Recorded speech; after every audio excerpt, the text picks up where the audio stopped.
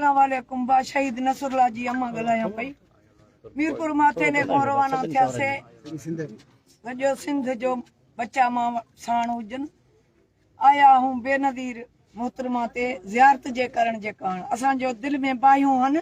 असां चयो उते शहीदन खे ॾिसी असां जो दिल मुतमइन हूंदो।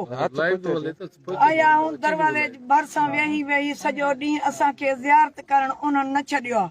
हाणे इरादो आहे पैदल पंधु वेंदमि मुराद अली शाह वज़ीर आला हाउस उते वञी धरणो हणंदमि इंशाअल्लाह। मां तमामु जल्द इंशाअल्लाह कफन ॿधी मथे ते कॾहिं जॾहिं मोटंदमि जॾहिं जेसि ताईं मुंहिंजो कमु न हूंदो।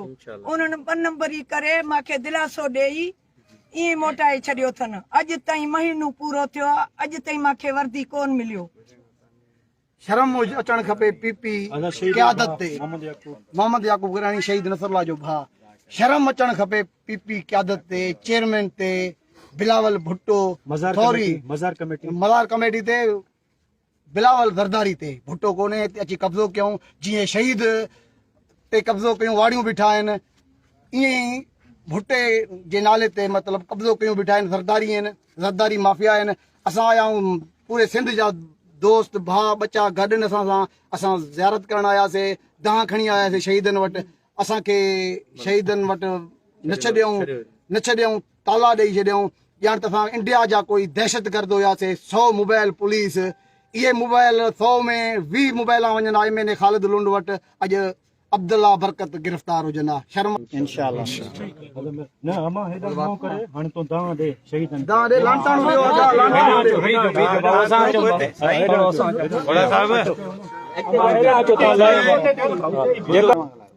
अबा मोहतरमा दे दां खणी आई आ सब शहीदन दे मुंहिंजो अल्लाह साईं इते मुंहिंजो उम्मीद पूरी कंदो। पर सॼो ॾींहुं वेही वेही असांखे सूअरनि जज़ीदन अंदर न छॾियो। कॾहिं बा पीरनि ते या शहीदनि ते कॾहिं कौज़ो थियो आहे ज़ियारत जो। असां सॼो ॾींहुं वेही वेही बच्चा सिंध वारा सभु नंढा वॾा गर्मियुनि में वठी आया। रात जा 10:30 अमा थिया आहिनि। सुबुह जो 10:30 खां वठी रात जा 10:30 थी विया आहिनि। शिमर शैतान फिरौन मांखे ज़ियारत करण न छॾियो अथनि।